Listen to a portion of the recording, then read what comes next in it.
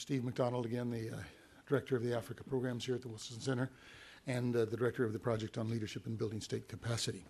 Welcome to the Center. As most of you know, except for our tourists from out of town, this is the living memorial to President Woodrow Wilson, who was the only president with a PhD, had been a president of Princeton University, as probably most of you know, and felt very deeply about the intersection of ideas and policy. And this institution is, this center is in that living memory to try to bring together the worlds of ideas and the world of policy, to try to make for better informed and better engaged policymakers, we hope. The session this morning is one of great interest to me. As you know, we're here to welcome Ry Barcroft, who has published a book called It Happened on the Way to War. The title of our session this morning is Waging Peace, the Inextricable Links Between Security and Development, and a Conversation on Defense, Diplomacy, and Development.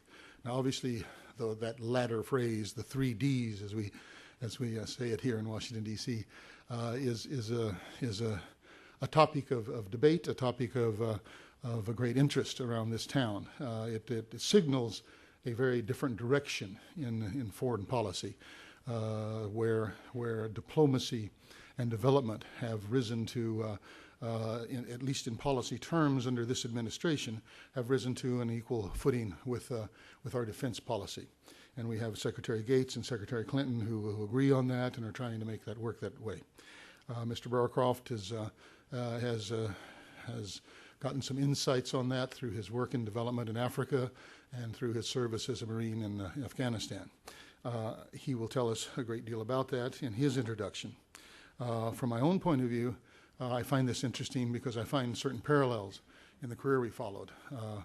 I also was in the military, served in heavy combat in Vietnam, learned a great many lessons about myself and about the world and about foreign culture there, and have found that has guided my life throughout as I've gone into democracy, governance, development, conflict resolution, and human resource development through the years, focused on Africa, of course. So I'm going to be very interested to hear what Ry has to say. We're going to be pretty informal this morning. What we're going to do is have Ry speak for about 20 minutes on his book and on his history. I'm not really talking too much about his background in terms of the Carolina for Kibera. I think you've got the bios in front of you. Institution that he started when he was a student in the slums of Nairobi, Kibera. I'm sure some of you in this room have been there and know the situation in Kibera and know its vast needs, as have I. So he's going to speak about that, about his experience, but he's going to be linking this to the broader subject of development and security, which are, as the title implies, inextricably linked. Then I'm going to ask for our respondents in this case to speak with the ambassador. Ambassador Odhiambo, of course, is the ambassador from Kenya. I will give brief introductions of them now so that we don't do that in the course and break the conversation. Ambassador Odhiambo has been ambassador to the United States since June of 2010. He had his first ambassadorship in January 2009. He is not a career ambassador. He's not a career Foreign Service officer in Kenya. He comes out of a legal profession, has worked in NGOs. I know the man well, and he brings a very refreshing insight into official intercourse with the country of Kenya, which is having its own transitional problems. He was recently awarded, by the way, the 2010 Common Good Award for his dedication to public service by his alma mater, Bowdoin College. We will have him speak first if he arrives or whenever he arrives, to be followed by Dr. Eugene Bonventre, who is a senior conflict advisor in the Africa Bureau for USAID. He served for 25 years also in the United States Air Force, so we've got this very interesting mix of civilian and military. Maybe this is a real civ-mil team up here, as we like to say. But he retired after 25 years and now is with USAID. He was a member of the country team for the American Embassy in Freetown, and he worked there in Sierra Leone on disarmament, demobilization, and reintegration of ex-combatants, some work that we've been very much involved in Burundi, in Liberia. Additionally, he works as an adjunct assistant professor of surgery and preventive medicine and biometrics at the Uniformed Services University of Health Sciences in Bethesda. Sounds like a Renaissance man to me. followed by Joel Barkin. Dr. Barkin is an old friend of mine, considered one of the great experts on Kenya. He's Senior Associate at present at the Center for Strategic and International Studies, specializing in democratization and governance in Anglophone Africa. He's written extensively on governance and democracy and governance and published articles in about every journal that you can imagine. He's held several fellowships at the United States Institute of Peace, here at the Woodrow Wilson Center, was one of our fellows a few years ago at the University of Cape Town and the National Endowment for Democracy. So I won't reintroduce them, but merely ask them to speak, and we can turn it over to Rai.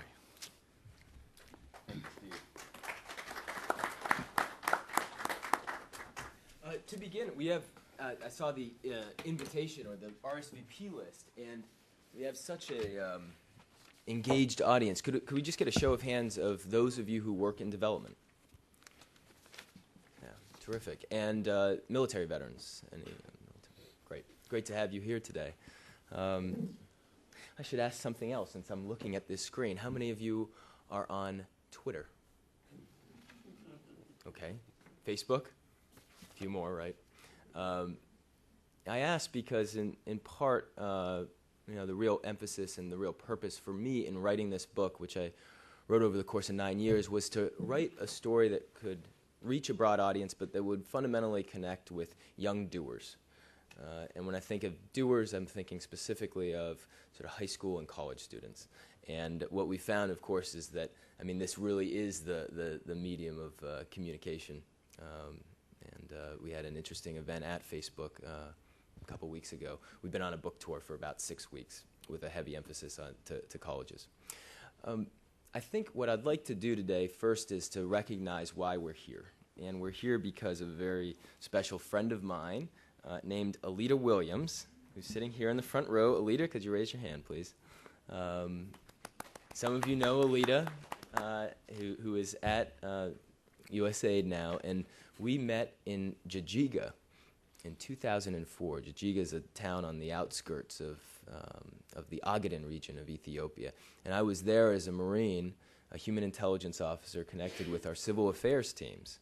And Alita was also looking into some of the local development assessments. And we connected in a small hotel there, and we started talking.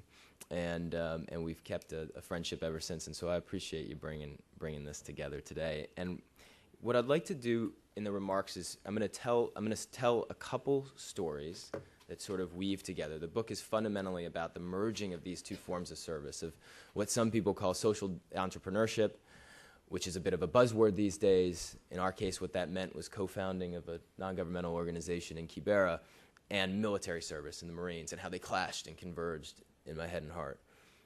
But there are really 2 points that I'd like to emphasize that I think may be relevant, particularly to development practitioners in the room, and that is the idea, the concept of participatory development, which is really the approach that we take, and of course there are other organizations that take it as well, but we've been using this as sort of a model for the last 10 years in Kibera.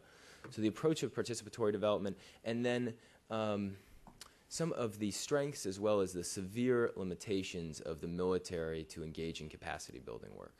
And I try and draw this out in the narrative of the book in a way that has substance and richness, but that also still moves, because the book is aimed at a more mainstream audience. Okay, so those are the 2 points that I'd like to cover in the overarching narrative. I arrived to Kibera by happenstance in a way. My first calling in life was to go into the Marines, and I knew I wanted to do that at a pretty early age. My father, like Steve, had served in Vietnam, and many of my earliest mentors were veterans. And like any of us in the room, I wanted to make a difference.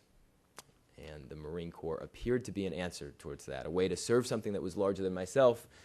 And they offered challenge and adventure, and they had great advertisements.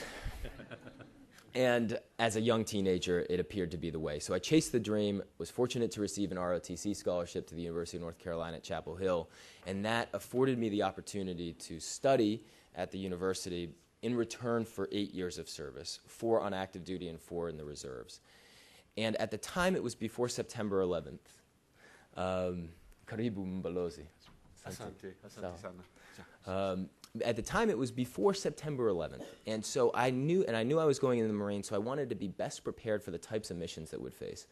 And I assumed that they would be of a Bosnia or a Rwanda nature, albeit the military intervention on the latter happened very late. But I assumed that they would be peacekeeping missions, or missions that would be involved in intervening during ethnic strife.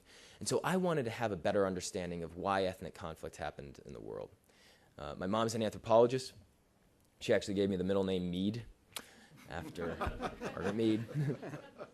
So I'm sure many of you are familiar with her most famous quote. We were at the Gates Foundation 2 weeks ago, and they're building a new building, and they have 5 quotes emblazoned against the wall. And the first is that famous Margaret Mead quote: "Never doubt the power of a small group of thoughtful, committed citizens."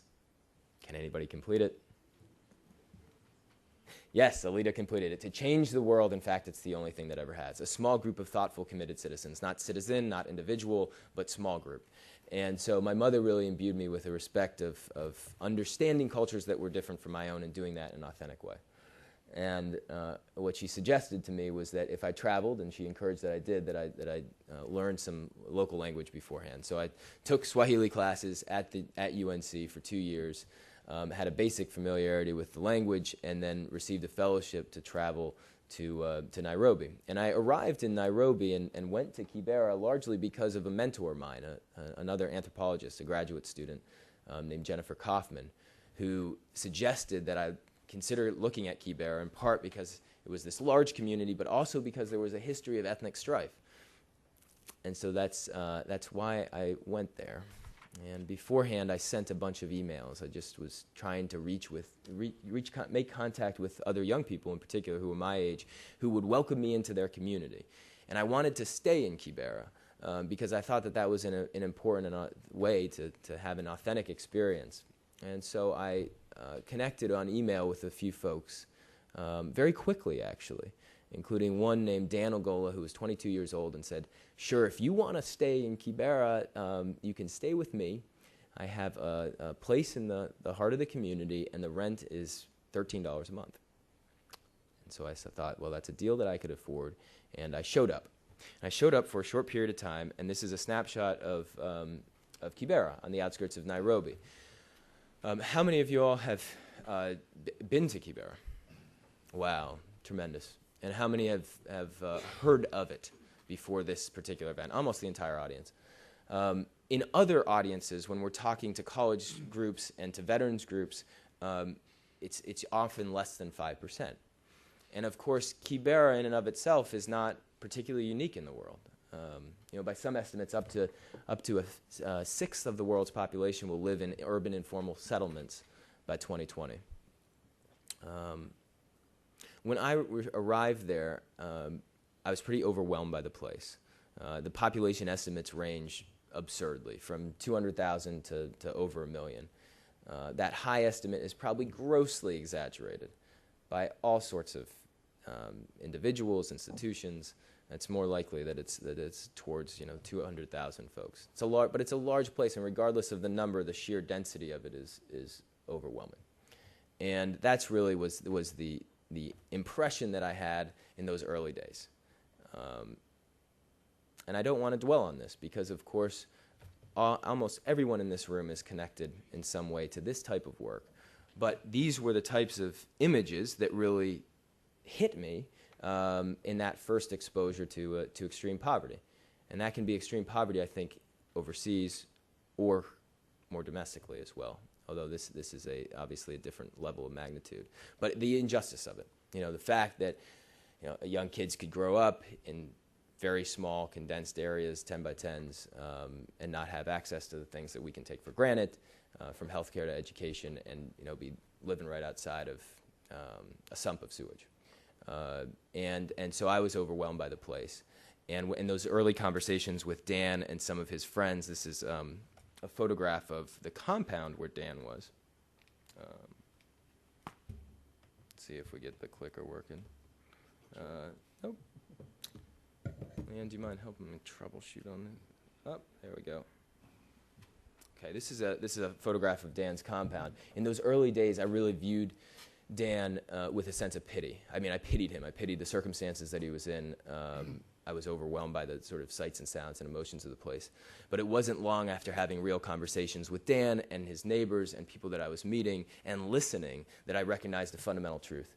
And it's a truth that we put in as a dedication of the book, and really came to form the ethos of the organization that we'd create together. And that is that talent's universal, but opportunity's not.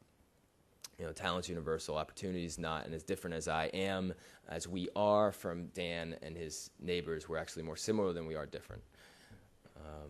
And so the question, I think, the question that so many of us dedicate so much of our lives to is one that Eric Schmidt, the former CEO of Google, asked when he first came into the community. And he stepped back after that experience and he said, how do you unlock the potential of this place? And it's not simply the potential of Kibera, but also communities like it around the world, but also communities in the United States that are affected by cycles of violence and poverty. How do you unlock that potential? And, complicated question, complicated answer. We don't have a full answer. We're still sort of wrestling with it. But I think that it has to begin with a recognition that the change has to come from within the community itself. And it can't be imposed on the outside, but as outsiders, we can play a role. We can play a constructive role. And that's really the heart of participatory development. Simple idea, one that has been circling around in the development industry for quite some time, but as we all know, not always easy to implement in practice, and sometimes we really get it wrong. We really get the power imbalance wrong. And I think the best example of the approach of participatory development, at least in my life and my experience, is one of my co-founders, Tabitha Festo. And this is a photograph of Tabitha. I first met her when she was about 34 years old. She was widowed with 3 kids, living in a 10-by-10 near me. And she confronted me towards the end of that summer. She said, you're asking all of these kids about their problems. Lakini mimi nakuwa na shida kubwa mpya. I got problems too, and you never bothered to ask me about my life. So sit down, I'm going to tell you a little bit about my life. And I said, oh, okay, Mama. I sat down, and she took me into her life, just a glimpse, over about a 2-hour conversation. And towards the end of that, she had been a nurse and lost her job when the government cut back on its healthcare expenditures a couple years previously. But towards the end of that conversation, she proposed a solution. She said, give me 2,000 shillings, which at the time was about $26. Now, I had made a habit of not giving out any money in Kibera, in part for my own safety, in part because I didn't know where to begin, in part because I had a very vague recognition that even in resource-poor communities, something as small as $26 can actually cause more problems than the good intentions behind it. And so I asked Tabitha what her plan was, and she said, well, I'm going to sell vegetables. I'm going to buy vegetables here in Kibera. I'm going to sell them across town in Eastleigh, a Somali community where she could undercut the competition, and where they wouldn't crack down on hawkers for not having licenses. And the hawkers' licenses cost 5,000 shillings. So they're barriers to the poor at almost every level, often unseen. And so she asked once again to believe in her. And there was something about the conviction in her voice, and she had a plan. What the heck, I was leaving in a couple days, and it was only $26. And so I handed her the 2,000 shillings and left. And I returned to the United States, and I started officer candidate school, which is the Marine Corps equivalent of boot camp for officers in the American military. And for the first time in my life, I performed at the bottom of my class. I mean, I performed so poorly that I asked my parents not to come to graduation. And they obliged. They didn't come. And as I was driving off the base, I called my mother and asked her for advice. And she said, listen, you've just been through dual culture shock, these two sort of worlds. And I had tried to process those worlds, and I would try in the future years to process and make sense of those worlds by creating mental compartments in my head and kind of blocking them from each other and not talking about Kibera with the Marines and vice versa. But she warned me of dual culture shock. And so I returned to my senior year and tried to process the experience by writing. And I was writing a senior honors thesis. And as I'm writing this thing, I couldn't get the words out of my mind of this guy. Forgive his shirt. It truly is appalling. Do we have any Dukies in the room? Oh, no. Okay, one. You're surrounded. No, Salim Mohammed's a co-founder of the organization. Do any of you know Salim in the room? Great. I'm delighted you do. And now a dear friend of mine. And I met him because he was at a neighboring organization in a slum called Mathare. He was working at the Mathare Youth Sports Association, or MISA. And for those of you familiar with Kenya, of course, MISA is the parent. It was the organization that then led to Mathare United, one of the leading football clubs. And I kept hearing about this organization with the young people that I was speaking with. And so I went to Mathare one day to figure out what was up. And I bumped into Salim and sat down with him and asked him for an interview. And he gave me some of his time. And what was so impressive about this organization was that it was, using something simple. In this case, football. It doesn't take much. This is a football from the community, just a bunch of plastic bags wrapped in twine. But they were using football as a way to help young leaders grow and develop. And what was especially impressive about that was that it wasn't led by outsiders, but it was led by Salim and his talented team of doers on the ground. And so by the end of that conversation, I was feeling pretty impressed with what was going on, and this person in front of me, Salim, and then he confronted me. And he said, "Listen, mister, what the hell are you doing here anyway? You're going to leave with research, but what's the community going to see in return?" I didn't have an answer for him. I didn't have an answer for him then, and I didn't have an answer for him as I was coming back in my senior year writing this research thesis. But I was thinking about that.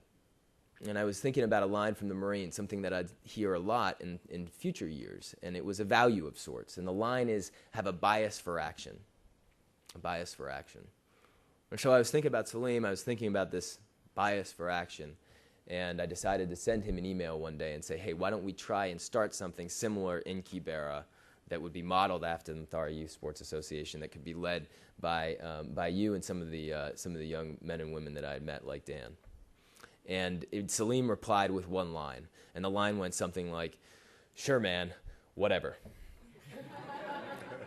And I'm sure he was thinking, this crazy Mzungu, he's not going to come back. But I didn't know he was thinking that. And I actually found his response reassuring. And so we started an organization. We called it Carolina for Kibera, and we set off to raise a little bit of funds. I assumed it'd take about $20,000. I was thinking to myself, $20,000 in this world of plenty for a good idea, Hakuna Matata, no problem. Of course, we quickly met a surprise with that. I got a bunch of buddies over to my dorm room one night. We wrote letters into the evening, wrote 600 letters to our most famous alums, our most famous alum being Michael Jordan, of course. We wrote to Michael Jordan, we wrote to his mom, we wrote to the Gates, we wrote to everybody we could imagine. We wrote about 600 letters, and guess how many replies we got back? I hear a few numbers. Okay, I'm hearing low numbers. Yeah, we got 2 replies and not a single check. And of course, that was just the beginning. But I felt wounded by that, and I felt like quitting at that point. And I remember going to a mentor of mine, and he said, listen, you need to, if you believe in this, and you need to ask, and you need to ask directly, and you need to treat it like a military mission.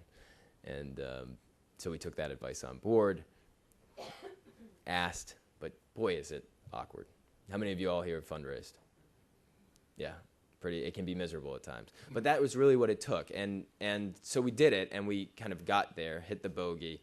I reported into my Marine commander's office and asked him for permission to return to Kibera, and he granted it. And he said, this was before September 11th, so we had too many lieutenants to begin with. But what I have found throughout my experience going on the last 6 weeks in veterans communities is that veterans in particular have a real appreciation for the value of investing small amounts of resources to prevent violence, because it is so far less costly. And and so the idea itself really resonated with my commander. And so he supported it. And we returned to Kibera. We didn't know what demand was going to be like, because it wasn't just about football, of course. It was using soccer as a tool. And in addition to playing soccer, you had to participate in community service. And this wasn't my idea, of course. This was something that came from the community. We called them Vita Vitakataka, or Wars on Garbage. And it was some of the most physically exhaustive activity I've ever participated in. And we'd go knee-deep into the sumps of sewage and clean and clean and clean for hours. And so we didn't know what demand was going to be like for that. But we were quickly overwhelmed. This is a photograph from the first soccer tournament. I mean, it was organized within a month, and thousands of people came along the sidelines. This is the Laini Saba field, for those of you familiar with Kibera, and the fellow in the photograph is Rashid Saif, who was 16 at the time, and now runs a small business, car washing and waste management and employs 10 of his peers. You know, he's a role model in the community. That's what we were intending to do. Something small, get it directly into the hands of talented young leaders. I had no idea whether or not I'd see Tabitha again, but she found me. She found me and took me zigzagging through the alleyways. She had sold vegetables for 6 months from a stand like this, and then she had pursued her dream and started a small medical clinic out of her own 10 by 10 foot shack, and this was where Tabitha was living. And I was stunned when I saw this, because on the wall it read Rye Medical Clinic. And I was like, and I was flabbergasted by that, but I was also feeling more than a little self-conscious, because you know what, in the end, had I really done? Not much. I was a bumbling college student. Here was a remarkable person who had some of the solutions to the problems that she and her community faced, and should have been able to access something as small as $26 in some other way, but hadn't been able to. And so Tabitha sat down with Salim and I, and we decided, you know, this really makes sense, because what we want to do in the end is just invest in young leaders in a holistic way.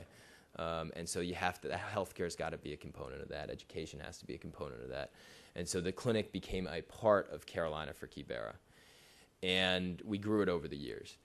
And I don't have time to go into the full narrative, but of course there were failures. Of course there were betrayals. Of course there were setbacks. And I try and really bring those out in an honest and accurate way in the narrative. Because at the end of the day, it's not the failures that count, but how you react to them. If you're trying to get anything done. And that doesn't necessarily just mean starting an organization, but also building and making change within organizations too. How you react to the failures.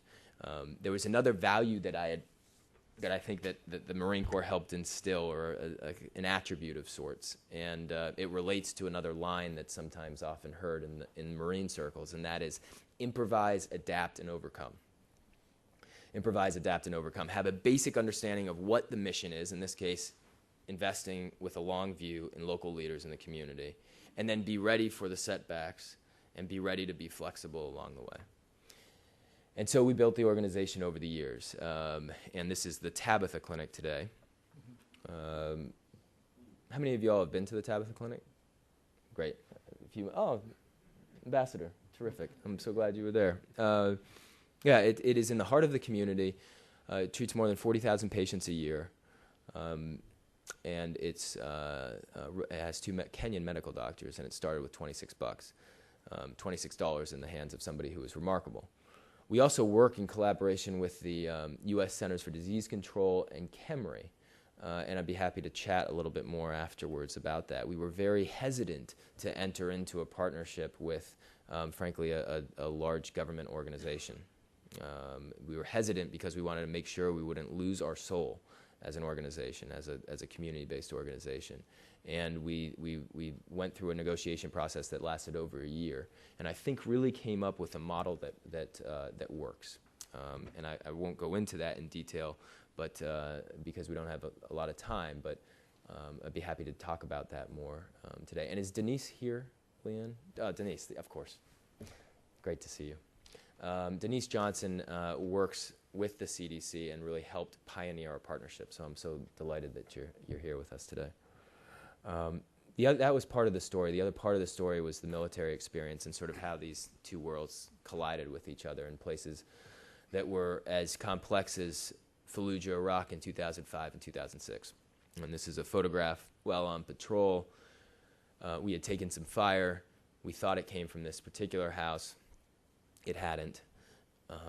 But I'm the same person in this photo as I am in Kibera.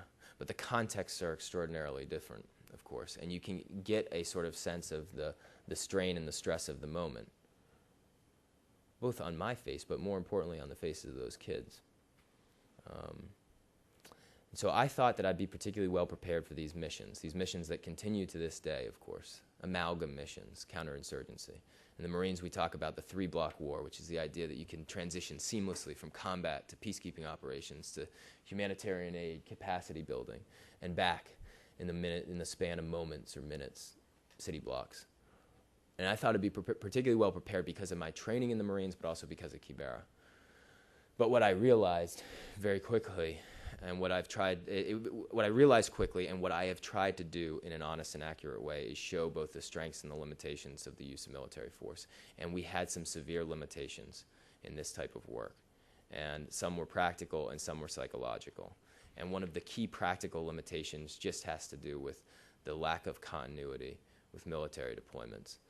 We're typically there for 6 months to 12 months. For me, it was 6 months. I mean, by the end of that time, I barely had an idea of who the local leaders were within the community, and then we were shifting. And that transfer of knowledge did not happen in a seamless way, because after all, capacity building work, as perhaps all of us in this room know, capacity building work is fundamentally rooted in trust and long-term relationships. And it is so difficult to build trust, one, when you're carrying a weapon and covered in body armor, but also when you're constantly sort of rotating. And so my point of view on this is that is I think consistent with what some of our military leaders are now really emphasizing, and that is in order to transition and in order to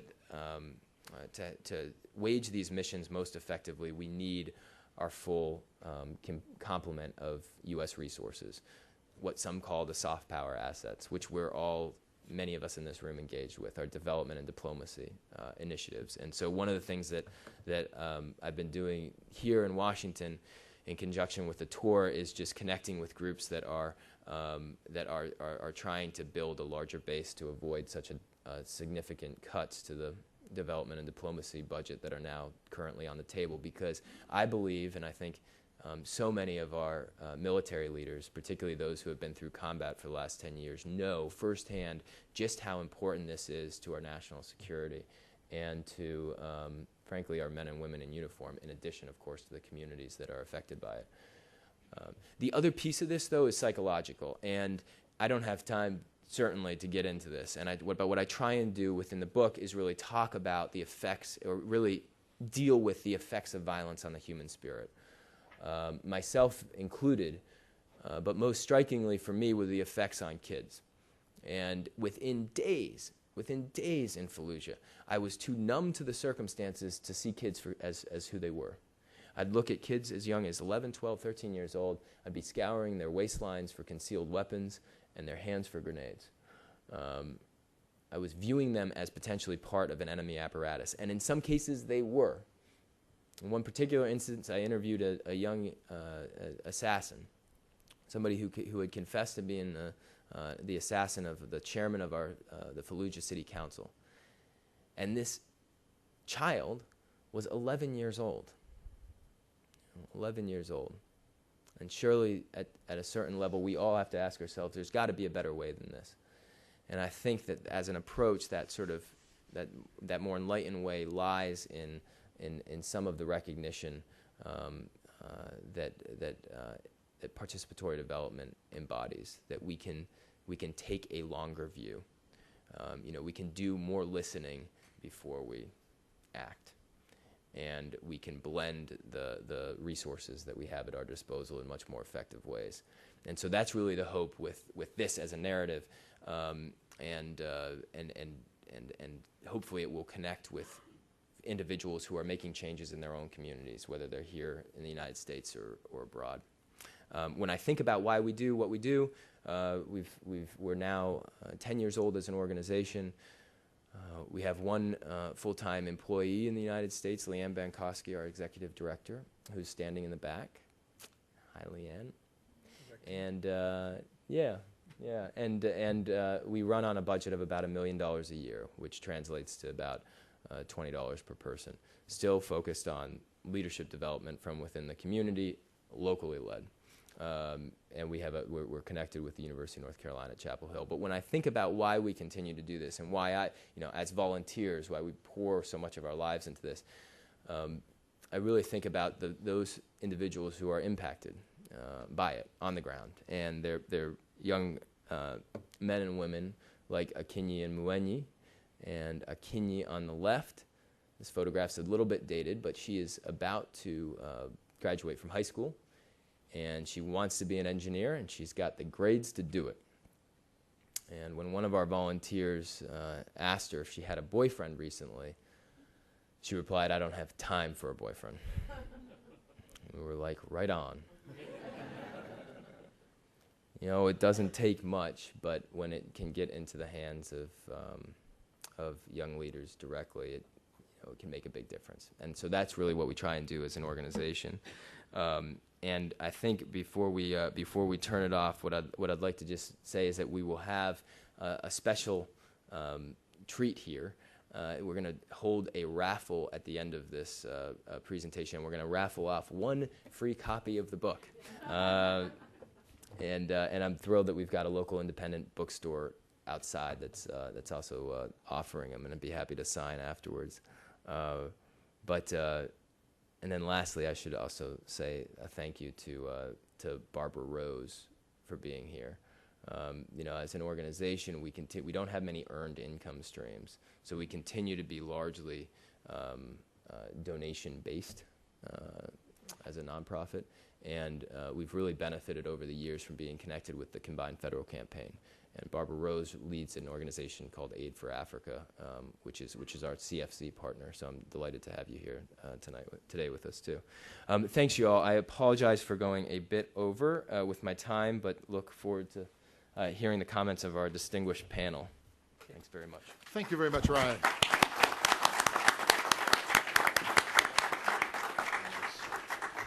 A very moving presentation and right on point, I must say. Mr. Ambassador, we had you up first as the first comment. Okay, if right. you want to fill that role, because I know you got in a go. little bit late. I shall go. Okay, thank you very much. Sure, right away. Thank you very much. Well, good morning to everyone. First of all, I'm terribly sorry for walking in late and listening to Rai and the story from Carolina to Kibera to Fallujah. My problems with maneuvering through the traffic in D.C. this morning is really so petty. But that's here I am. I'm delighted to be here. Thank you so much, Stephen, for inviting me. Thank you very much, Rai, for the work that you and Carolina for Kibera do for the people of Kibera and the people of Kenya. Let me say a few things because in his presentation, I'm sorry I missed the earlier part, but I'm going to ask that I have a special session with you, Rai, at some point. I have actually been looking for you. Uh-oh. So it's good that we meet here. We bring people together. You bring people together. This is a wonderful thing that Woodrow Wilson is doing. For several reasons. One, because I know Kibera. I know Kibera well. Let me say something about myself. I'm a diplomat by default, as it were. I've been Kenya's ambassador in the U.S. since the end of last July, so just about 8-9 months. And before that, I was Kenya's ambassador in France, where I served for a year and a half, which is also very unusual because usually we are deployed for 3-4 years in any one station. But when the ambassador here finished his tour, I was asked if I could come to Washington. So I packed my family and said, we are off to Washington. Some of them were kicking and screaming because they were just settling in France. But before France, my work has been in community development.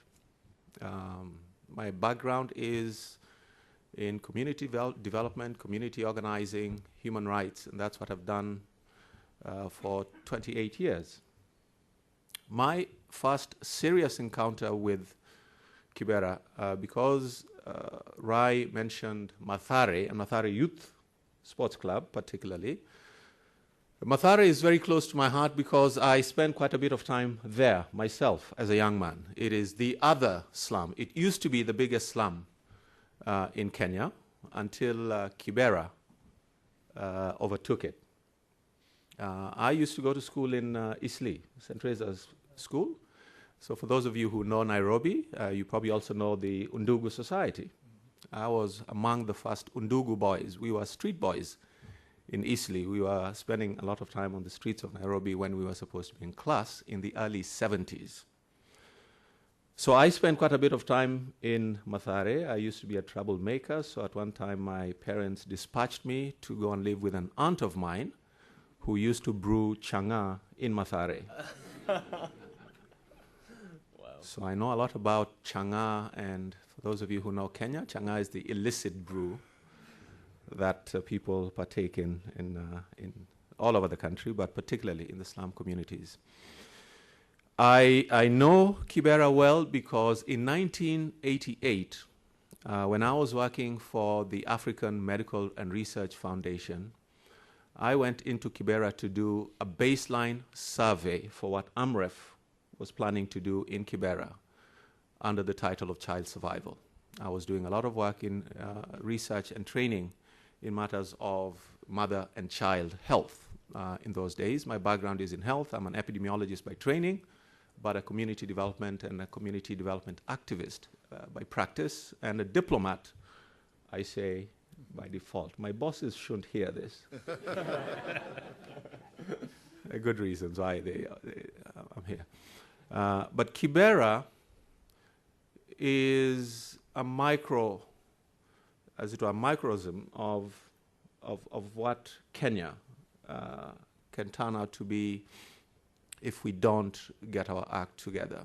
I'm very hopeful, and I'll fast forward a little bit by talking about the fact that since that time, Rai, of course, we had the elections in 2007, and you know what happened as a result of that. And you know, Kibera was really one of the epicenters of the violence that we did. I also trained in what is called active nonviolence about 15 years ago in the Philippines, and came back to Kenya and worked with community organizers, trained a group of community organizers in Mathare initially, together with a group of sisters from the Philippines.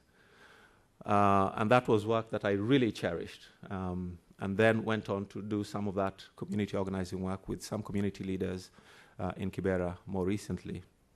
But the work that I did with AMREF, when I went in to do what we were then calling the baseline survey, AMREF, the African Medical Research Foundation, is the largest, one of the largest non-governmental organizations on the continent. It is without doubt the largest health NGO on the continent of Africa. Its headquarters is in Nairobi. It is a 50-year-old organization today and does a range of work in the health area. We were planning to start to do some work in Mathare, in Kibera, because AMREF is in Wilson Airport, which is in the Langata constituency, right across the road from Line Saba in Kibera.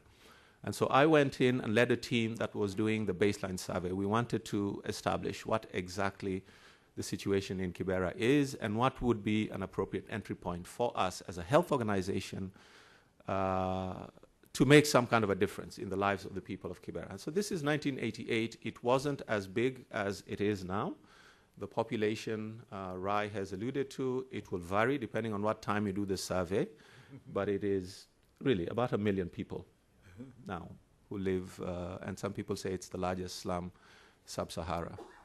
A very challenging place, socially, economically, and politically.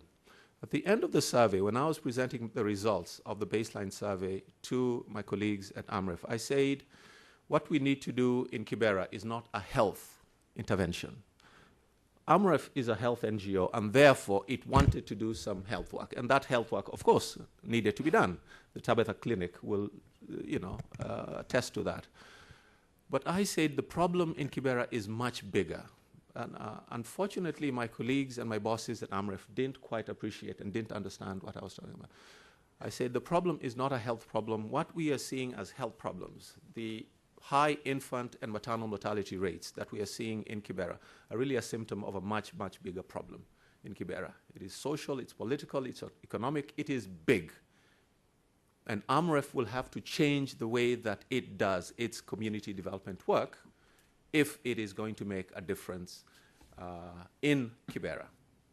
And so it was a struggle, and I fought with a number of people. I left AMREF soon after that to go and work with another organization, which was doing a much more integrated approach to community development. But the community organizing element that needed to be done, the work that Rai did, incredible. I can only salute you for the work that you started doing there. It is not a typical marine sort of work. U.S. Marines are viewed in different ways in different places, much more positively more recently, of course.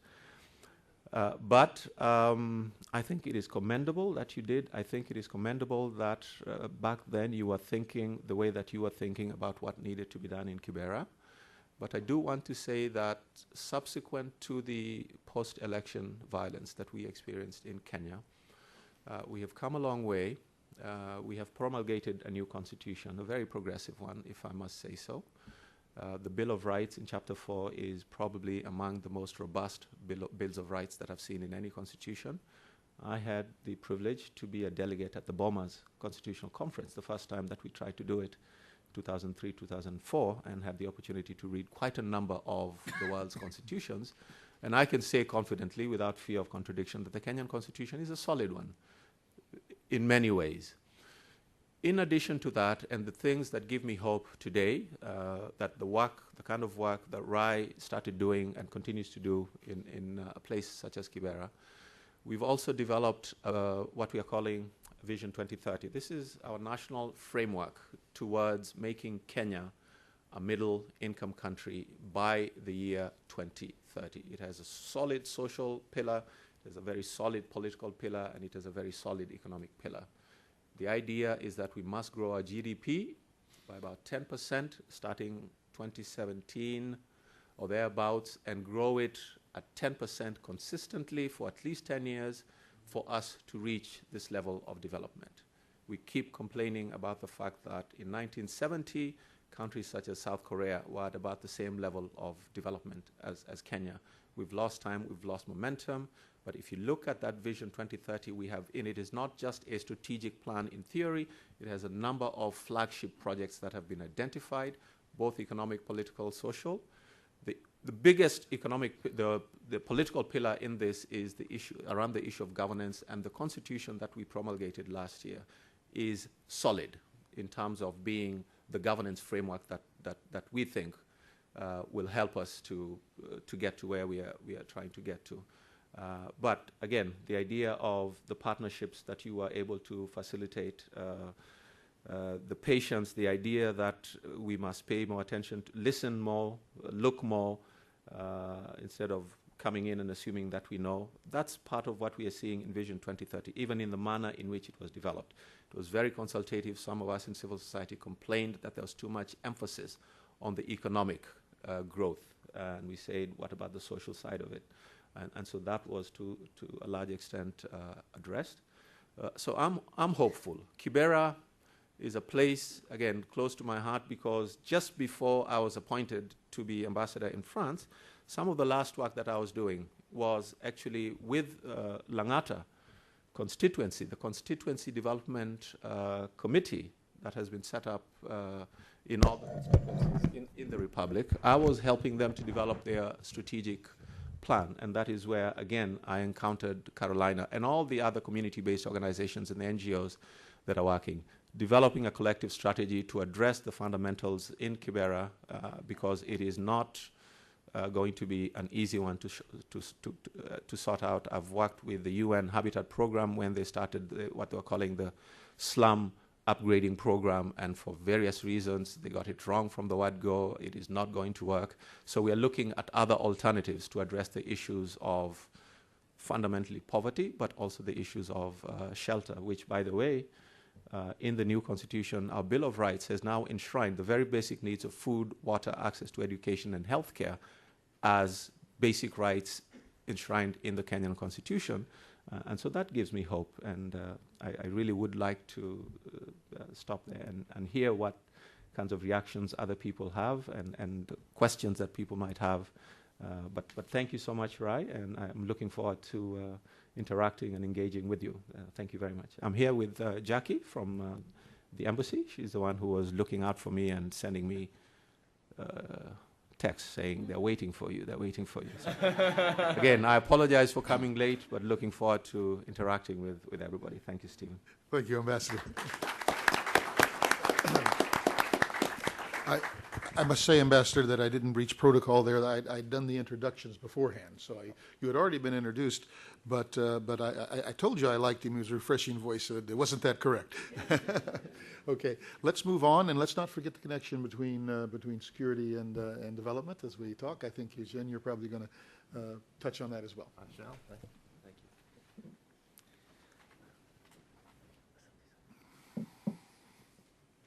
Yeah, thank you very much, Steve, for inviting me. Thank you, Ryan, Ambassador, and Joel. And also, I have to say thank you to Alita Williams, because she's also the reason why I'm here. Just make this easy on you. Yep. Great, thanks. So yes, thank you for involving me in this effort. I think it's been an interesting discussion so far. I'm looking forward to more. Just very short blurb on my background. As Steve pointed out, 25 years in the military. In the last 10 years, I did civil-military relations in a program that the Air Force ran, where they trained us on regional languages and cultures. And one of those cultures that we tried to get to know is the culture of civilian organizations. So now I'm working in a civilian organization, which I don't think, if you were to create two organizations that were the exact opposite in every way, culturally, organizationally, it would be the Department of Defense and the U.S. Agency for International Development. So I'm sort of living those cultural challenges. The first one, I may go into PowerPoint withdrawal here since I don't have any slides, but it's possible for a former military officer to speak in public without PowerPoint. We'll see if I make it through the whole presentation. We actually had a training course yesterday on that touched on the differences between civilian and military cultures, and Rai started down that road a little bit. I'd be interested to talk more about the cultural differences in the military. The Marines, I think, are a little bit ahead of the power curve. At one point at Camp Lejeune, they set up a combat diplomacy program where they really understood they had to understand the cultures and the neighborhoods that they were living in and working in order to be successful. So the Marines, I think, better at this than some parts of the military. But in general, the military, I have to preface this comment with, I don't mean this to insult any military people in the audience, myself included, but the military really is a doing organization, not a thinking organization. So they get the job done when they're told to do something. They don't spend a lot of time analyzing it. That's really the opposite of USAID's ability to analyze a situation and build things from the ground up and see what the community wants and support the community. But if you think about that and some of the other cultural attributes of the military, those are the attributes you want to have in a warfighting organization. If you're going to go after Osama bin Laden, if you're going to take over a country, whatever you're going to do, peacekeeping, you need to get the job done quickly. You don't need to delay. So we have to be careful as the military, as we grow the relationship between the military and civilian organizations. We can't change the military too much. Secretary Gates said the military will never be a Peace Corps with guns. And I think it's a very wise statement. There are a couple of examples, though, where the military really is learning development principles and the principles of civilian organizations pretty well. Kenya is a good example.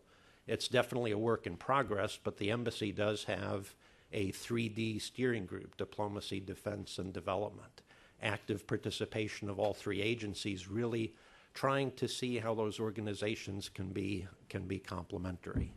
As I say, it's a work in progress, but they had some success after the Kenyan elections in some projects that they did together that were community-based in the communities that were affected by violence. So a very on-the-ground, very local interaction between security and development. In Djibouti, I went to Djibouti as a consultant maybe about 3 years ago, and saw a very rough relationship between the military there, especially civil affairs at the time, and the other agencies.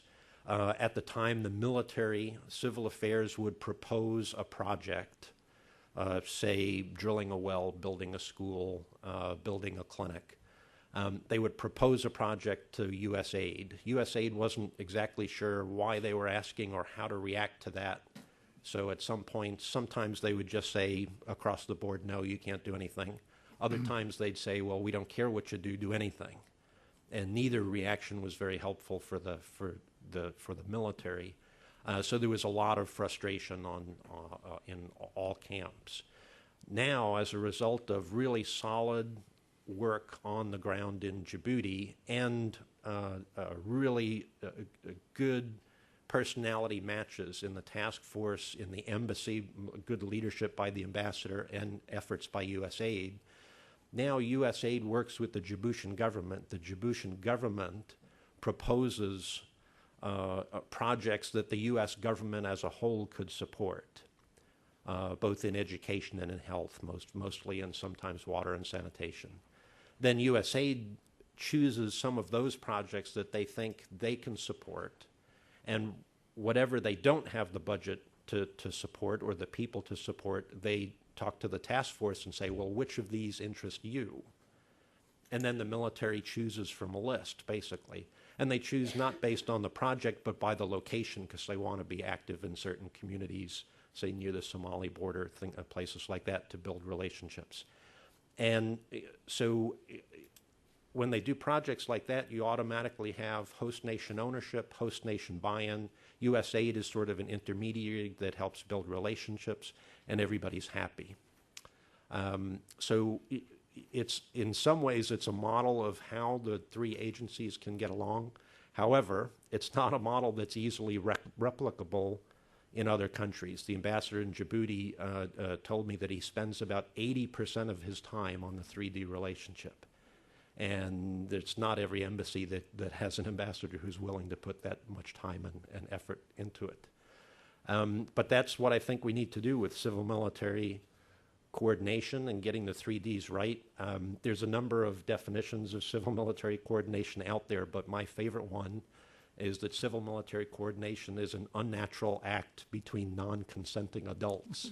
It really is. It takes a lot of work. It really is, you know, a mismatch of cultures. But I think when you do get that synergy going, it can really pay off. So, looking forward to the rest of the discussions. Okay, thank you, Jim. Well, you get the prize so far for really great quotes. Yes. Joel, see if you can top that.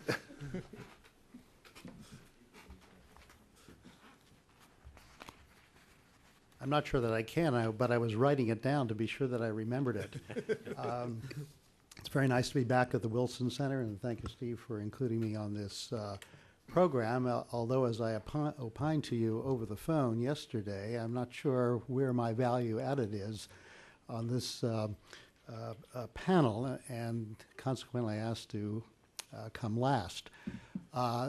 This is a fascinating narrative of Rai, and I don't want to go off on a tangent, but it reminds me of my own first experience abroad and in Kenya, which was in some respects similar, Crossroads Africa program out in Maragoli, way out in the West, drinking beer brewed out of a common pot. No one mentioned Mbuzi today. How did that not get mentioned in the by the first three speakers? But it does, Rye's narrative certainly does show the power of early experience. I would also add the importance of study abroad. And the thread of participatory development that he witnessed, I think an initial point that I'd like to make is that there's been a tradition in this in Africa, and particularly Kenya, long before Kibera or any of us Wazungus appeared on the scene. And I'm referring to the Harambee self-help development movement, particularly important in the run-up to independence, the Kenyan independent schools. It's useful to put this in some historical context. But to fast forward to the subject of the panel and the inextricable linkage between defense and security and development on the ground, as I looked at that topic, the links are indeed obvious, and they've been laid out quite nicely by the foregoing speakers. But there's one missing element that was hinted at by the ambassador, and that is governance. You can't have development without governance.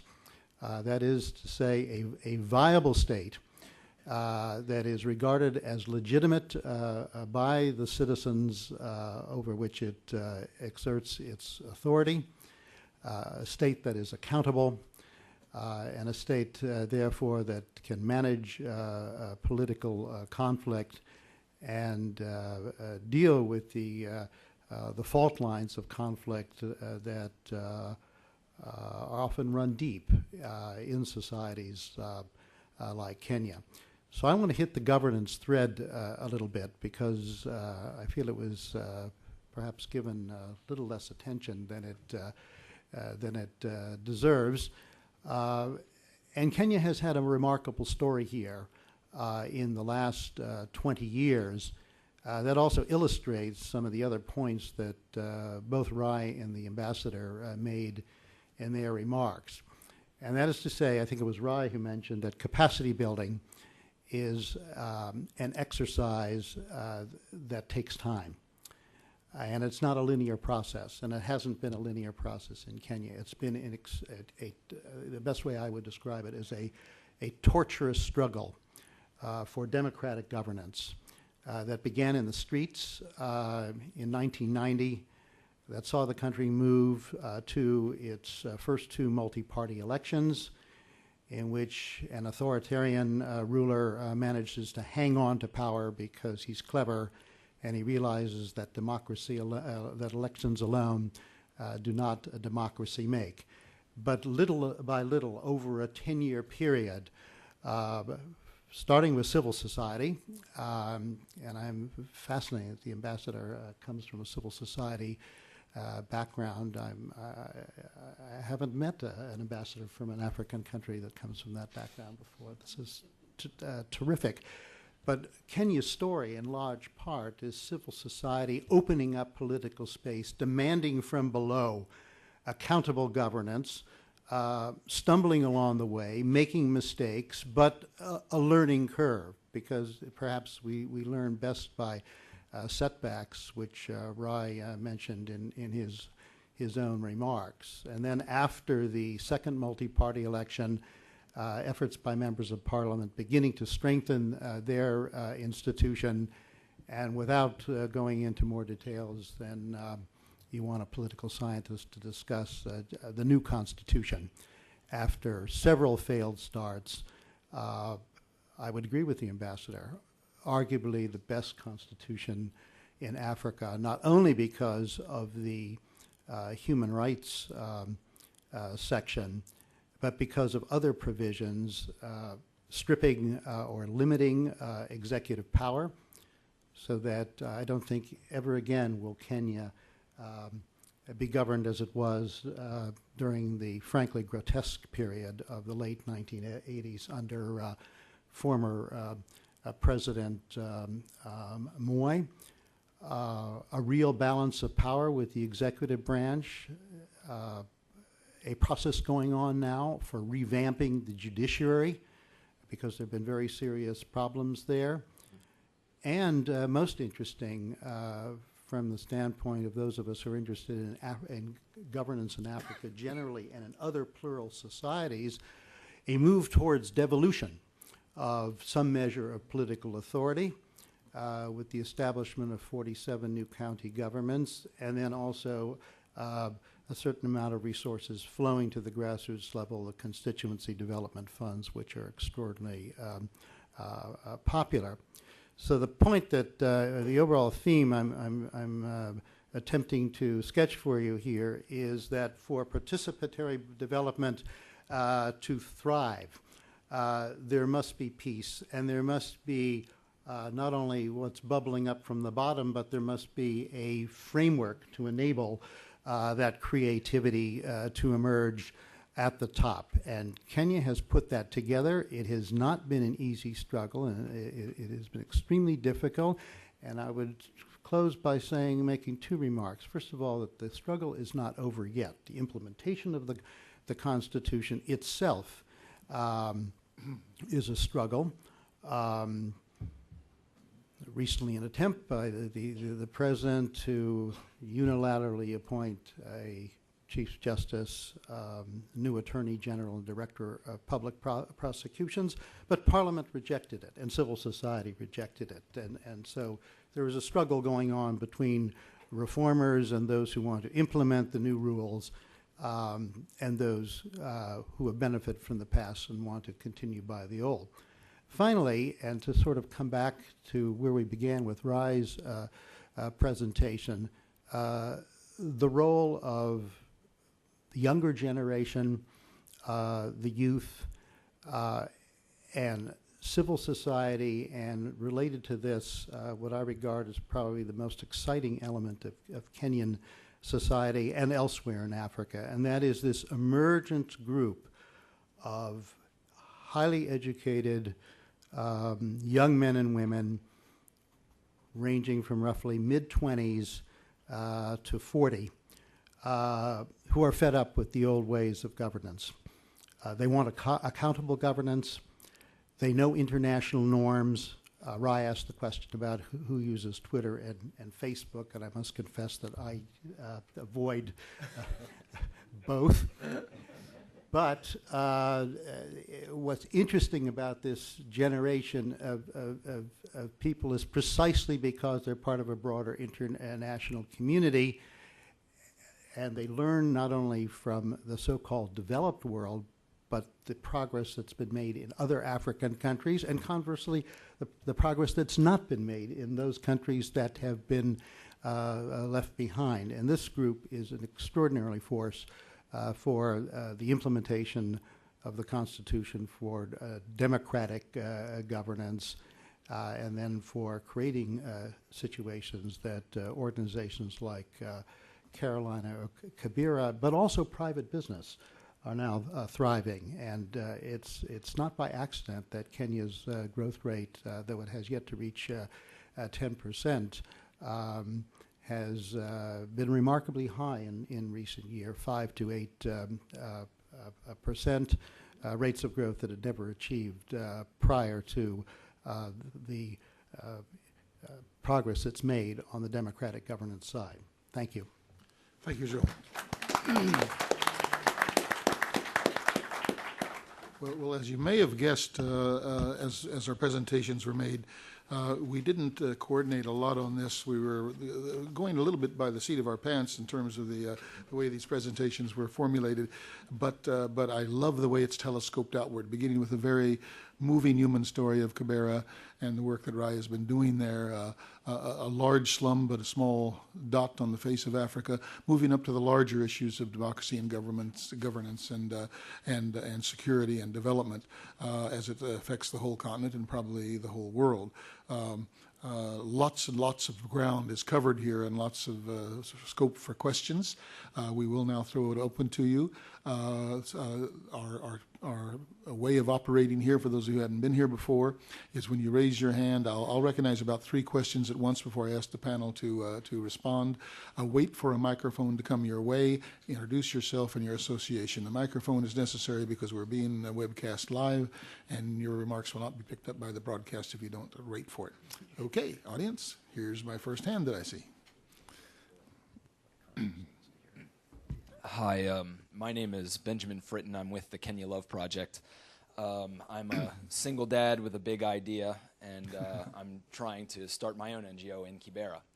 So, Ambassador, first I wanted to say to you that you mentioned from Carolina to Kibera to Fallujah, that's warm to warmer to sweltering, and I think few people have experienced the profound difference from Kenya to going to school in Maine. So, not so petty there. Ryan, my question is for you. Basically, 27. Man, I wish I had started this at 21. I'm actually going in February, only with about 8 months of Rosetta Stone of Swahili under my belt at that time. I was planning on embedding myself in Kibera, much as you did. Now, being a single father, I have had questions as to whether I should do this or not. I already have the blessing of having a team in Kenya, a group of 4 wonderful men who are heading the project and will be the figureheads and face of this project. I was wondering what you recommend for my situation, just from your mind. Okay, let's hold our answers till we get a couple of more questions. Right here in front, Derek. Thank you. I am with the University of the District of Columbia. I have heard a lot about social services and governance. I'm wondering how the role of higher education is placed in this process, and if there is an order of priority in the development process. Can someone share some light on that, please? Thank you very much. Good question. My goodness. Well, let's begin as people think about their questions. Rye, the first one is directed right at you, so why don't you give a response? Sure. Well, I'm a new parent myself. Our daughter turns about a year old, actually, in a couple weeks. And so congratulations to you. I have no idea. You're planning to take your child with you? Yeah. Okay. Okay. I would not recommend that course of action, not because, Kibera is defined by mamas and kids, frankly, especially during the day. Almost half the population's under the age of 15. So it would be very welcoming, I think, to Baba Benjamin. But I think from just a public health standpoint, for the health of your child, that'd be challenging. What's my best advice for embedding, as you say? I think is it comes back to that simple but profoundly important practice, I think, of listening before doing, and trying to sort of be authentic with the relationships that you're building, and always keep in mind the whole challenge of managing expectations, because you will be seen as it'll be complicated, your relationship, as you go into the community, and people will see you as what you are, in some ways also a potential conduit of resources. And I think that you have to really guard against expectations sort of blooming out of the box. And one of the reasons why I think our work was successful overall was because in large part I wasn't, especially that in early summer, I wasn't going there to start anything. I didn't have my agenda was research, and so there wasn't a .org behind it, and that was important, because the .org had to come from within. And so hopefully that's helpful. I'd be happy to be in touch with you afterwards too. Thanks. Okay, now on the broader question of higher education and the development priorities, Ambassador, would you like to begin? And then I'm sure Joel will have Is that on? Okay. Okay. Yeah. No. Thank you very much, Ambassador, for your question on related to higher education. Kenya invests more than any other country on the continent on education. We allocate close to 13% of our national budget to education. A significant proportion of that goes to primary education, because that is where we felt we needed to invest the most.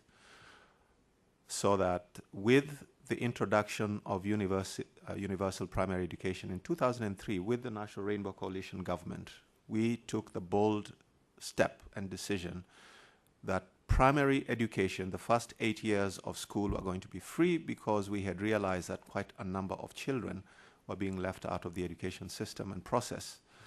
And everybody said, where's the money going to come from? Where's the money going to come from? But we took a bold step and we managed it. And the first group of kids from that free primary education program of 2003 finished primary school last year. We significantly increased our enrollment rate. We have subsequently moved on to introduce a free secondary program. Again, people are saying, where is the money going to come from? Well, there are resources there. Okay, if we manage our corruption better, and it looks like we are on the path to that, there are resources there that have been badly used, badly applied, that really needed to be applied towards education and other infrastructure-related sort of investments, which we are now making. The investments in higher education have been sporadic. So what we see is a mushrooming of private institutions of higher learning. We have close to 52 now universities in the country, of which 12 are public universities. About 4 of the private are chartered now, and the others are in the process, different process of getting recognition as chartered universities.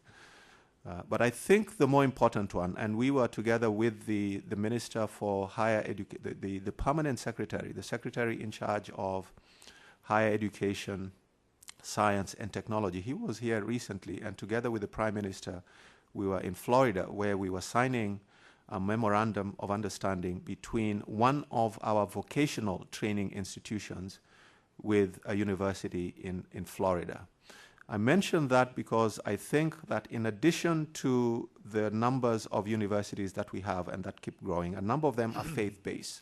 So the Adventists have a university, the Catholics have a university, the Protestants have a university, and so forth. So quite a number of faith-based institutions there, and the public institutions as well. But we are now moving towards investing more in vocational training with the very youthful population that we have in that country. A population of which 50% are people below the ages of 19. You're sitting on a time bomb. If you don't educate them well, and if you don't provide them with skills that are necessary for them to survive and to be productive citizens, they will become the opposite of productive citizens. So when you talk about security, our number one security preoccupation as a country, and in many African countries, is kids between the ages of 15 and 19. And I will challenge anybody who thinks we have a greater security problem than our children between the ages of 15 and 19.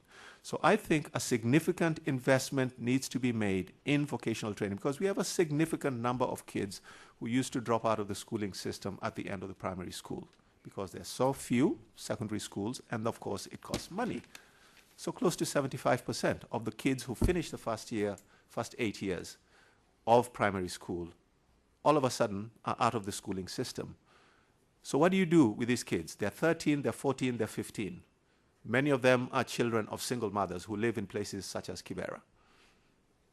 What are we doing to these children? So the introduction of a free secondary education, to me, I think is fundamental, and we need to mobilize the resources quickly to make it happen. But I'm also very happy that because of the new constitution and the devolution that was mentioned, which I think is one of the most significant things in that constitution, the fact that we are devolving from Nairobi. Nairobi, with close to 10% of Kenya's population, has about 75 to 80% of our GDP. Power, wealth, authority, and so forth. Devolving to the 47 counties and devolving education healthcare services, livestock and agriculture extension services, I think is going to be very significant. When we devolved in 2003 resources from the center to the constituencies, we have 210 constituencies in the Republic, we were allocating 2.5% of the national budget to the constituencies. And that was the first time that we were allocating that amount of resources to the margins. We almost by intention marginalized a significant proportion of the country for a very long, long time. With devolution, close to 15% and more, I hope, eventually, of the national budget will be allocated to the devolved units of government. A significant proportion of that will go towards education and healthcare. And quite a number of the counties are in the process of developing their strategic plans, as it were, already. And I'm seeing in almost each of those that have come out so far, in each one of them, they're talking about an institution for vocational training. Training young men and young women, those who finish secondary school, skills that will enable them not just to be able to make things, but also to learn business skills. And that's very important, is the idea that vocational training provides them with tangible skills, but kids also need to learn so that they move away from this idea that you must go to Nairobi, you must go to Kisumu, you must go to Mombasa, to the towns in order for you to get jobs. So that in the counties, we need to see the creation of wealth and employment and opportunities for these young people so that they're not rushing to go to towns, because otherwise the Kiberas and the Mathares and the Mukurus will continue to grow. And it's not just in Nairobi.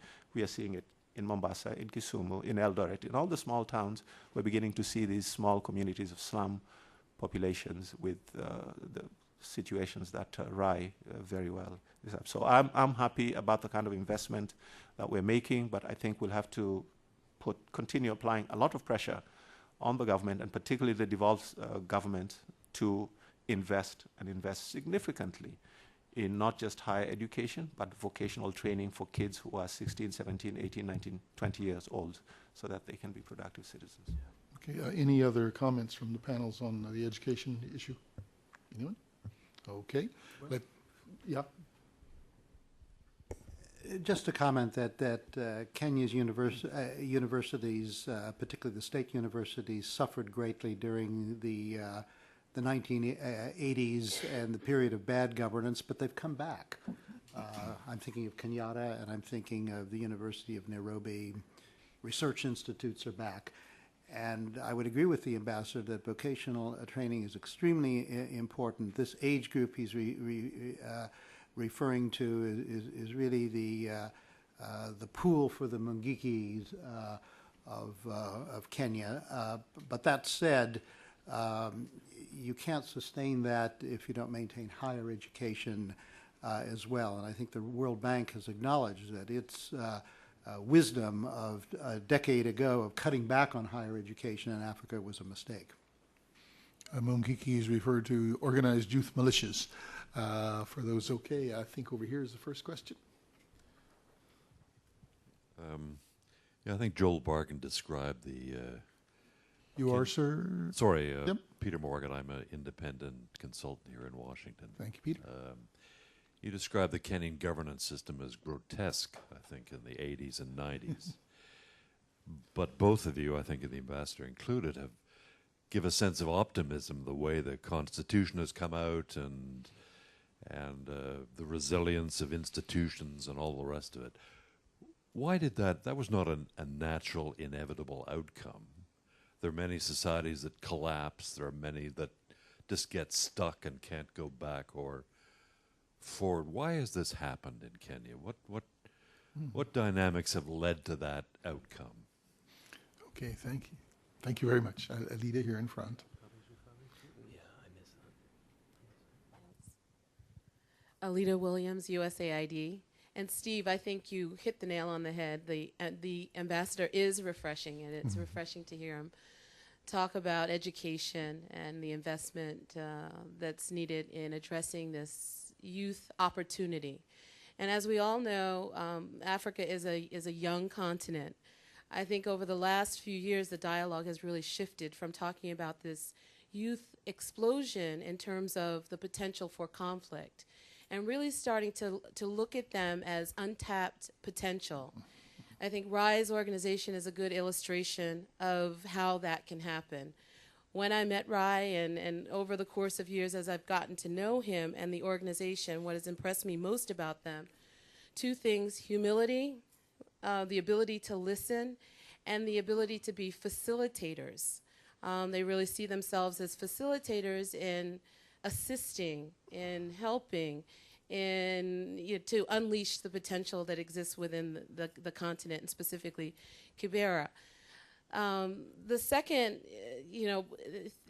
well, I guess my interest is in hearing the panel really explore this notion of youth and this untapped potential, some best practices, some models for what needs to happen in order to really maximize those opportunities. Last year I had the opportunity of working on President Obama's town hall meeting with African youth leaders. It's not often that these platforms are provided to hear African voices talk about the challenges and the opportunities. And I'd like to hear a bit from the panel in terms of governance and the 3Ds and other areas in which we can maximize these opportunities. Okay, thank you, related to Leah. youth. Thank you very much. And right back there, John. John Harbison, Johns Hopkins SAIS. I don't want to really rain on the parade too much, but there's some pretty serious governance issues right in Kibera and in Mathari, and these came out. These were part of the conflicts that arose after the 2007 elections. Everybody on the panel is aware of that. So I've been interested in hearing from Rai, perhaps from the ambassador especially, as to how your project, how you experience those conflicts, and how you survive them. Okay, thank you very much. I think that gives us a starting point, maybe more territory than we could possibly cover in the remainder of our session. But let's start first with why are we optimistic? What has caused the growth of optimism? And maybe the next thing to return to then is that justified, or are there still very serious fault lines within not just the slums of Kibera and Mathari, but within the country itself? Okay, I wasn't clear that I'd understood the question well, but so why are we optimistic? I think for a number of reasons. One, and again it was mentioned, the strides that we have made as a nation and as a people are very significant, and there is no going back in a number of those areas. We have a very vibrant civil society in Kenya, probably the most vibrant in the continent, certainly in the region. We have a media that is increasingly free, impartial, and quite fierce, and says things the way things ought to be said. We have a coalition government. Coalition governments, for those of you who are political scientists, are difficult to manage, even in the best of circumstances. Our coalition government was not formed in the best of circumstances. The fact that it has survived for 3 years is quite remarkable in of itself. It could have fallen apart, and if it had fallen apart within the last 3 years, some really major things would have happened, not just in Kenya, but in the region as a whole and the continent. So we've got a civil society that is checking. We've got a media that is free. We have a coalition government because of the fact that it is a coalition government of two parties that competed and two principals who competed viciously for the presidential elections in 2007. There is a sort of an inbuilt checks and balances in this system. So everybody is working towards making sure that they get it right, whether it's with regard to appointments, whether it's with regard to decisions that are taken. There are challenges as we go along. It has been mentioned. We have 25 pieces of legislation that must be enacted by this parliament before the elections, of which are now scheduled for August of 2012. That's going to be a challenge because there are people who are anti-reform. But I think the reform forces really at this point have the upper hand, and I don't think it is likely that we will slide back. We have issues that are pending. The International Criminal Court and the 6 persons who are, been accused of being the most responsible for the post-election violence that we experienced there. That's causing some tensions in the country. But we have a government. We have a government whose primary responsibility is to protect people and property and so forth. So in anticipation of the kinds of tensions that people said when we were going to the referendum for the new constitution that there was going to be violence. The international media were surprised, disappointed. They went to the so-called hotspots and nothing happened. It happened without an incident. We are putting together a new independent electoral commission. That was part of our problem in 2007. We had an electoral commission that was appointed by one person and one person only. That's changing. An independent electoral and boundaries commission is going to be in place. That's one of the legislations that's already been put in the pipeline. That should be in place about August, about September. The judiciary, that has been mentioned. I can't think of any country in the world that has decided to bring things to a halt and completely overhaul its entire judiciary. Because a lot of our problems, including some of our security problems, again, you will find that part of the root to this problem is with the judiciary. In the next few months, we will have a new Chief Justice, a new Attorney General, a new Director of Public Prosecution, and the entire lot of magistrates and judges in the Republic of Kenya are people who are going to have to resign and reapply for their jobs. They're going to be vetted. And anybody who has any kind of a blemish and a background that has, corruption, because we had a situation where we didn't have an independent judiciary. And so you had an executive that got away with everything that it could. We now have a situation with this new constitution, again, talked about the checks and balances are built in. We are going to have an independent judiciary for the first time in our history. I think that will go a long way. And that is part of the reason that I feel very optimistic that if we fix that judiciary, the parliament, the legislature, is already flexing its muscle and playing its role, the role of oversight and looking out for the people's interests and people's situations. That gives me hope as well. But I think very importantly, we learned at the beginning of 2008 that we came very close to destroying ourselves, and I think very few people would want to go that route again, and that's why I'm hopeful that things will work out. Thanks, Ambassador. I'd like to just comment on both Alida and Professor Hardison's question, but it gives me an entree to, because the post-election violence actually is the sort of the concluding chapter of this, and what I'd like to do is make sure that for those of you who would like to participate in this raffle, that you have an opportunity to do so. So as I answer this question, Leanne's just going to collect the bottom of your sheets. If you'd like to participate, there is a place there where you can put your contact information. And if you'd like to keep in touch with us, we'd love to keep in touch with you. Feel no obligation, though, to do that. So first on Alida's interest, the observation about the youth as really the key to a more modern and equitable future. So taking the trajectory that way as opposed to as a demographic that could be a time bomb. I increasingly think that and this is something that I wrestle with personally in my own life, is the balance between depth and breadth. How much do you take on? And I think that while the government is going to try and tackle a huge issue, such as you referred to it, Ambassador, a bold step of providing universal primary education and now looking into secondary education, I think where organizations such as ours that are still relatively small, they're nimble, they're grassroots, where we can be the most value added is by focusing on small segments of the population and doing it well and learning together. So to focus on depth as opposed to breadth. And how that looks for us in Kibera is the fact that at its core, we have about 5,000 people 5,000 young members who are sort of the core of the organization. and that's a lot of people. But it's just a sliver, of course, of the actual youth population in Kibera. And so our focus really is on those members who have the greatest leadership potential within the community, and not on the broader segment of the youth, because there are only so many things that we can do and do well. So it's an interesting observation, and it applies directly with our organization. As we, in any of this type of work, you face, incredible needs. You could spread yourself completely thin across the board.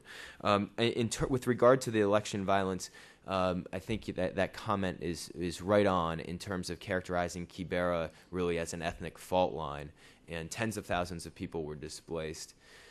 I think that when you think about why violence happens, why ethnic violence happens anywhere in the world, it's almost always tied to larger, typically economic and political factors. And I think I'd like to point to one in particular with regard to Kibera, and that ties into some of Hernando de Soto's research in economics, and that is the absence of land tenure for residents. I mean, almost everyone pays rent to someone.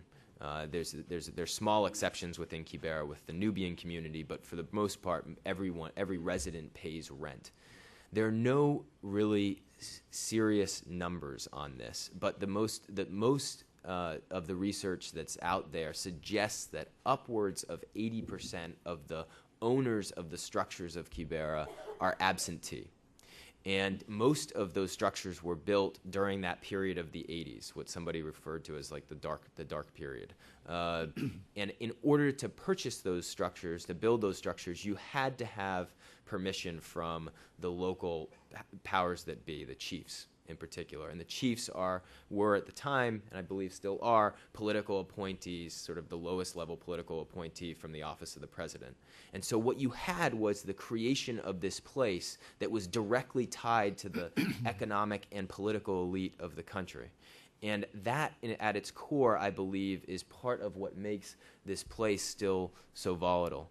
And we were deeply dismayed because, of course, a lot of the purpose of the work was to try and prevent violence from happening. And our efforts alone could not prevent this vortex. But what we did see were individual moments of courage and hope, largely from members within our organization who, at great risk themselves, help protect other members from different ethnic groups.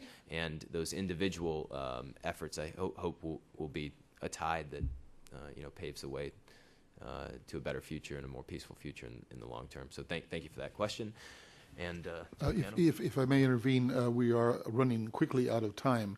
So ask Eugene and Joel to make some remarks to this. Will be our last set of questions, but we can consider these kind of closing remarks too, and come right back down the panel if there's anything else you want to end with. Eugene? Yeah, I think several people on the panel and in the audience in your questions have talked about the youth bulge, and I just wanted to make the point, part of the youth of Africa is in its militaries. The Kenyan military is no exception. The Kenyan military, part of the reason for optimism is the military is much more professional in Kenya, especially when you compare it to other African nations. The Kenyan military did exactly what it was supposed to do after the election violence of 2007. Nothing. Absolutely nothing. They're supposed to stay in their barracks, and they did. This alone is massive progress in Africa and is to be encouraged. However, there's not a lot of organizations working with the youth that's in the military. The U.S. Africa Command is trying to do that. It doesn't have the skill set because, as Alita pointed out, you have to listen to the voices of the youth. You have to do the things that they want to do. AFRICOM's mission is to build security capacity in Africa, so it's supposed to listen to that voice. The U.S. military culture isn't set up for that. The U.S. military is not a democracy. They do what they're told from above. USAID, I think, can help AFRICOM to listen to the community that it's supposed to be working in, the security community, which is not just the military, but it's the parliamentary oversight of the military, civil society oversight of the military. academic oversight of the military. So all of those things are related, and I think that's the nut we have to crack to get the security nexus right. Thank you. Joel? I'll make it very brief by focusing on essentially the U.S. Perspective on this, whether we're working for non-governmental organizations or the United States government. And in respect to governance, I think our history in Kenya was pretty good in the 90s. That is to say, we supported civil society, and we've provided a lot of support since to civil society and the USAID program, together with the British, in supporting the development of the Kenyan legislature. But one thing that I think that we find it difficult to accept over time is the point that I believe you made about being facilitators. We must regard ourselves as facilitators, not as prescribers. The diplomatic community in Kenya does a lot of hectoring about corruption and other topics. It's not a problem of the Kenyans not knowing what to do. It's sorting it out between the reformers and those who want to hang on to the past to push through change. And that's fundamentally an internal process. We have to recognize that it takes time. And conversely, and finally, in respect to your question of why Kenya and not other African states, or as many, I think the ambassador largely answered the question, but coming back to the U.S.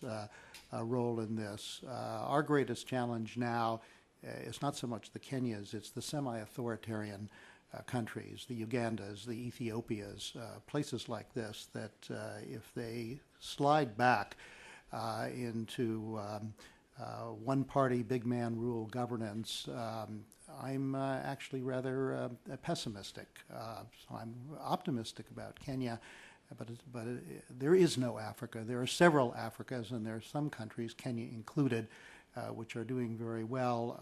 There are others where I would be much more cautious. Okay, thank you. And Rai then, and Ambassador, because he's the last word, if you'd like to add anything else to your... If I may, I'll make one last comment after the ambassador. Okay.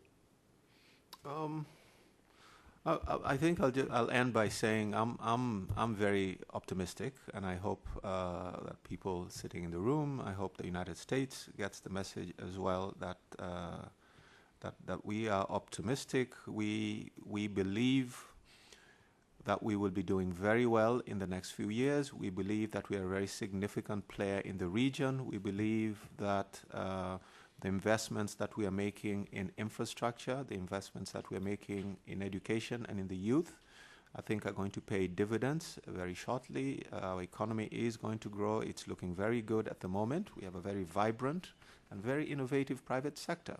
We must create wealth. We must create employment and opportunities for young people. I will go back to that and again plead with the United States in terms of, and they've done a tremendous job. I know the U.S. ambassador in Nairobi has been accused for all manner of things, but I think the U.S. has done the right thing in focusing on youth, because the youth, contrary to what people believe, a lot of the violence that we saw at the beginning of 2008, yes, did have an ethnic dimension, but the bigger dimension was really a social and economic dimension.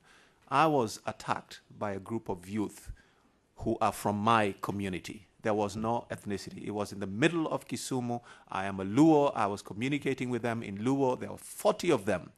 And I was looking at vehicles, government vehicles that had been burnt by the same youth, and they were getting ready to burn the car that I was. So it wasn't an ethnic thing there. It was a class issue. They said, you come from Nairobi on a plane, land at the airport in Kisumu, take a car, go into the supermarket, and just a few days before that, the police had shot a young man in full view of cameras. And they say, this is not acceptable. You can't go around your business as if nothing has happened in this country. So it is more than ethnicity. So people who really, limited to just the ethnic dimension, ethnicity was a part of it, played out, but there were issues, major issues of land, which again, I'm proud to say that this new constitution and the land policy that we put in, extremely progressive. It's going to be challenging because there are competing forces. But we've put it. It's there. It's in the constitution. There's a very robust land policy. So I'm very hopeful. I'm very hopeful. So, and sorry, I must end. The work that small NGOs play, Benjamin, back to you. The small NGOs, having worked with big NGOs and having worked with very small NGOs, cannot be underrated. It is very significant. And what Rai is saying, this issue about depth, one village at a time, one young man, one young woman at a time, that does make a difference. Thank you. Thank you. Right on. So I think that's a great way to end. And what I would just like to do is offer this raffle to y'all. And we're working very hard to get this story out so that it can affect other people around the world, particularly young doers. So if you know of people, please help us with this. We'd appreciate it. And the winner is Ada Adler. Ada Adler. All right. Congratulations. So thank you to the Wilson Center and to our panel, and I think we'll be outside in the back, and would be delighted to sign if you would like. That's right. Let me then officially close. I got to give it to Rai. He's quite the entrepreneur. That's an element that you don't often see in this room, but I appreciate it. And let me, as I don't do often enough, thank my own staff for organizing this, Derek and Mamhadi and Ali and Adina, and thank the panel again. Join me in doing that.